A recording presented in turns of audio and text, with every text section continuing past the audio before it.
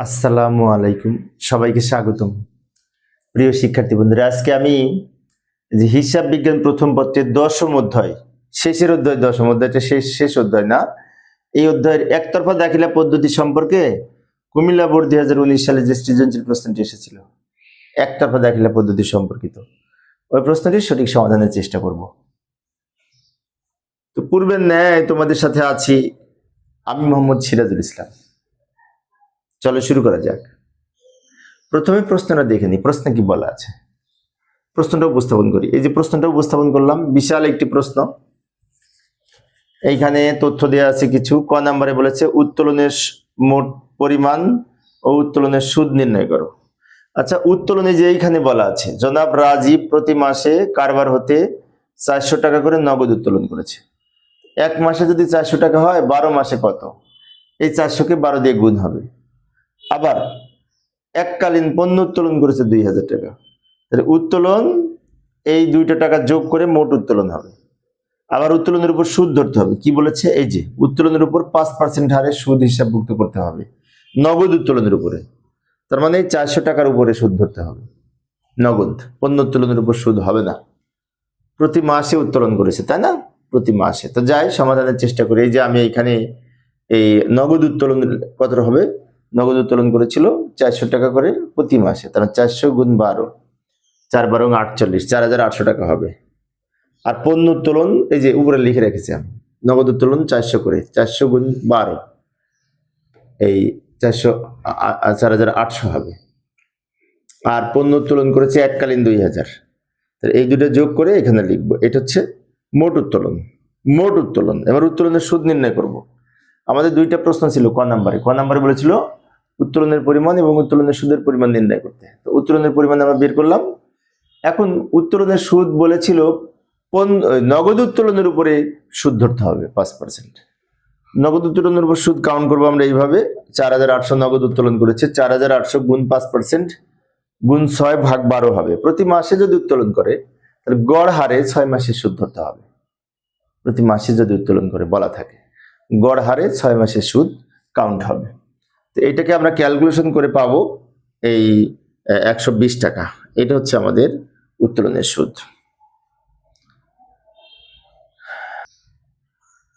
এই ছিল আমাদের ক নাম্বারের উত্তর।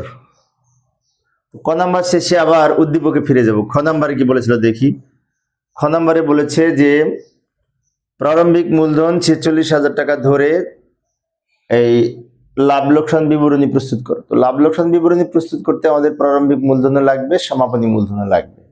সমাপনী মূলধনে যে শেষ তারিখে সম্পদ এবং দায় আছে, এগুলো যোগ বিয়োগ করে সমাপনী মূলধনটা আমরা পাবো। আর প্রারম্ভিক মূলধন তো প্রশ্ন দেয়া আছে। তো এই যে আমরা এইভাবে উদ্দীপকটা ডান দিকে নিয়ে এসে রাখলাম, এইখানে আমরা উত্তর করে দেখাবো। প্রথমে লিখতে হয় সমাপনী মূলধন, তাই না? তো সমাপনী মূলধন, এই যে সমাপনী সম্পদ যেগুলি আছে এগুলো যোগ করে এই প্রদেয় হিসাব, প্রদেয় নোট, ওই দুইটা দায় বিয়োগ করে আমাদের এই সমাপনী মূলধন হবে। সম্পত্তি পাশে অবশ্যই যে একটা যন্ত্রপাতি ক্রয় করেছে ওটা আবার লিখতে হবে। যাই হোক, আমরা এখন এখানে লিখবো সমাপনী মূলধন, যোগ বিয়োগ করে আমরা পেয়েছি, মনে করি এই যে 98,400 টাকা। এটা আমার এখানে জায়গা নাই, সেজন্য আমি যোগ বিয়োগটা করে দিতে পারলাম না। তোমরা এখানে সম্পদগুলা যোগ করে, দায়গুলা বিয়োগ করে, শেষ তারিখের গুলা যোগ বিয়োগ করে এই সমাপনী মূলধনটা পাবে। এবার এর সাথে উত্তোলন যোগ হবে। উত্তোলন দুইটা ছিল, নগদ উত্তোলন ছিল 4800, পণ্য উত্তোলন ছিল 2000, মোট 6800। আবার উত্তোলনের সুদ ছিল 120 টাকা। এই অঙ্কে এই কটা হচ্ছে যোগের আইটেম।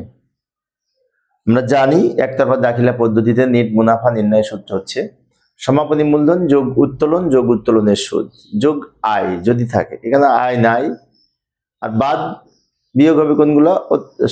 প্রারম্ভিক মূলধন বিয়োগ হবে, অতিরিক্ত মূলধন বিয়োগ হবে, কোনো ব্যয় থাকলে বিয়োগ হবে, তাই না? মূলধনের সুদ বিয়োগ হবে। এগুলি বিয়োগ হয়, কোনগুলি বিয়োগ হয় কোনগুলি যোগ হয় আমরা একটু খেয়াল রাখবো। এবার এই তিনটা যোগ করব, যোগ করে এখানে লিখবো। এখান থেকে বিয়োগ সমূহ লিখবো। কি কি বিয়োগ হবে? এই যে প্রারম্ভিক মূলধন প্রশ্ন দেয়া ছিল, প্রারম্ভিক মূলধন এখানে লিখবো। অতিরিক্ত মূলধন আছে, পড়ে দেখি অতিরিক্ত মূলধন আছে কিনা। এই যে তিনি ব্যক্তিগত তহবিল থেকে 40,000 টাকা দিয়ে একটি যন্ত্রপাতি ক্রয় করে, ব্যক্তিগত তহবিল থেকে টাকা ব্যবসায় নিয়ে এসেছে 40,000 টাকা, এটাই হচ্ছে অতিরিক্ত মূলধন। অতিরিক্ত মূলধন 40,000 টাকা। আর কোনো ব্যয় আছে কিনা দেখতে হবে। এই যে অনাদায় পাওনা, এই যে এখানে একটা কথা বলা আছে, প্রাপ্য হিসাবে 2500 টাকা আদায়যোগ্য নয়, এটা অনাদায় পাওনা, এটা ব্যয়। তা লিখতে হবে অনাদায় পাওনা 2500, যেটি আদায়যোগ্য নয়। আবার বলেছে অবশিষ্ট প্রাপ্য হিসাবের উপর 5% অনাদায় পাওনা সঞ্চিতি ধার্য করতে হবে। অবশিষ্ট প্রাপ্য হিসাব কত হবে, তাই না? আচ্ছা, এখানে প্রাপ্য হিসাব ছিল এই যে শেষেরটা 15,500, 15,500 থেকে 2500 বিয়োগ করলে থাকে সম্ভবত 13,000, তার উপরে 5%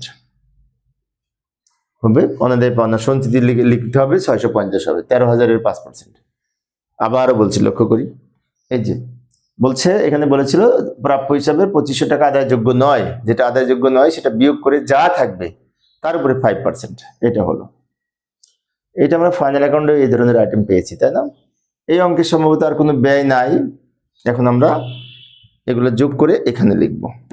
এবার এইটা থেকে এইটা বিয়োগ করে এখানে লিখব। এটা হচ্ছে আমাদের নেট মুনাফা। নেট মুনাফা হলো খ নম্বরে নেট মুনাফা লাভ লোকসান বিবরণী প্রস্তুত করার মাধ্যমে পেলাম।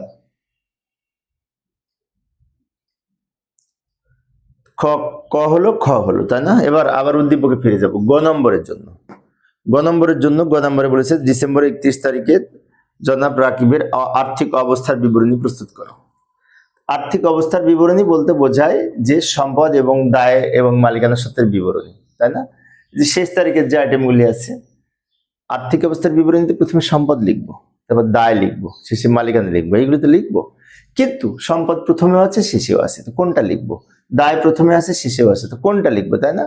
আর্থিক অবস্থার বিবরণী যেহেতু 31 ডিসেম্বর তারিখে প্রস্তুত করা হয়, শেষ তারিখে প্রস্তুত করা হয়, তাই শেষ তারিখের গুলি লিখবো। আচ্ছা, তো যাই লেখার চেষ্টা করি।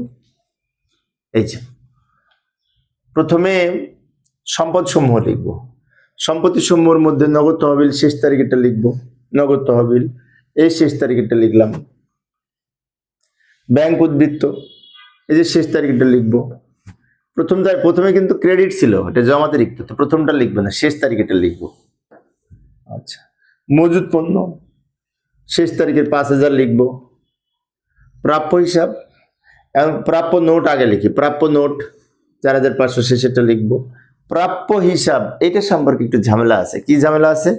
প্রাপ্য হিসাবের সাথে সমন্বয় আছে, 2500 আছে আদায়যোগ্য নয়, আর অবশিষ্ট প্রাপ্য হিসাবের উপর 5%, তার মানে কি দুইটা সমন্বয়, একটা অনাদায় পাওনা আর একটা অনাদায় পাওনা সঞ্চিতি।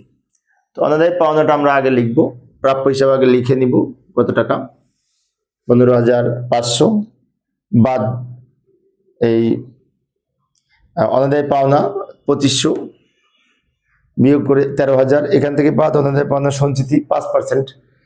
পাওনা সঞ্চিতি সংক্ষেপে লিখেছি আমি 5%, এটির উপরে হিসেব করলে 650, এটি থেকে 650 12,350 হবে। এরপরে আর কি আছে? আসবাবপত্র আছে, আসবাবপত্রের অবচয় নাই, তাই আসবাবপত্র সরাসরি লিখে দিব।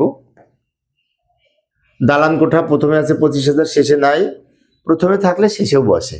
দালান কোঠা স্থায়ী সম্পদ, স্থায়ী সম্পদ প্রথমে থাকলে শেষেও বসে, তাই দালান কোঠা লিখে টাকাটা লিখব 25,000।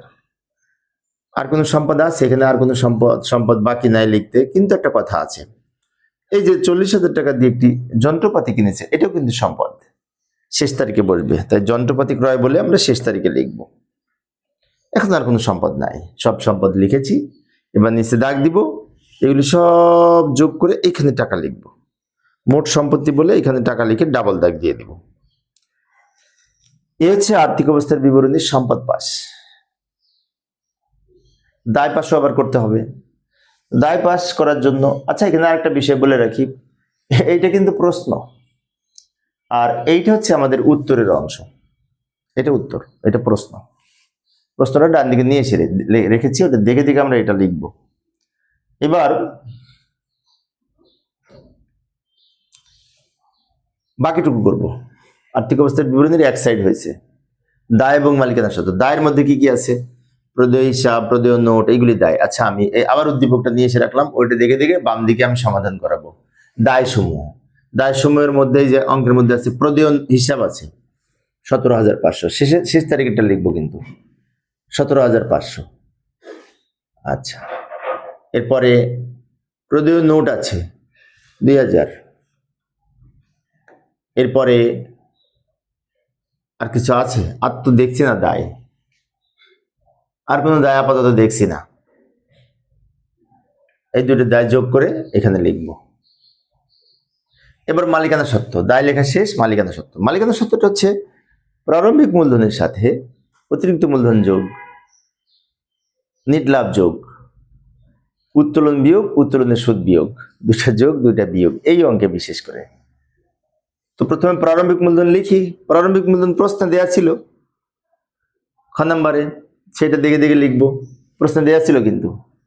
যোগ অতিরিক্ত মূলধন, এই 40,000 টাকা ব্যক্তিগত তহবিল থেকে নিয়ে এসেছে, যোগ করে নিচে লিখবো।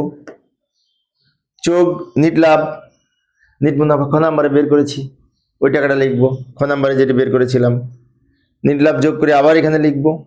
বাদ উত্তোলন, উত্তোলন 6,800, ওই যে ক নাম্বারে উত্তোলন বের করেছিলাম 6,800, এটা থেকে এটা বিয়োগ করে আবার এখানে লিখবো।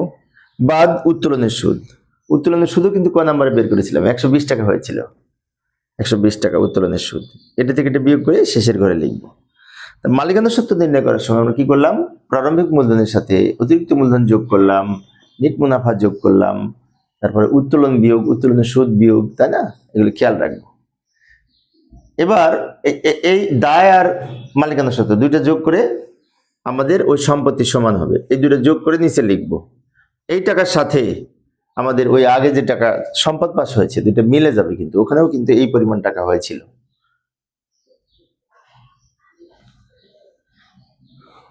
তো প্রিয় শিক্ষার্থী বন্ধুরা, এই ছিল আজকের আলোচনা। আমি শিক্ষার্থীদের অনুরোধে একটা একটা করে বোর্ড আলোচনা করি। তোমাদের যদি কারো প্রশ্ন থাকে যদি করো, আমি সমাধান করার চেষ্টা করবো ইনশাআল্লাহ। তো পরের ক্লাসটি দেখার আমন্ত্রণ রইল। খোদা হাফেজ।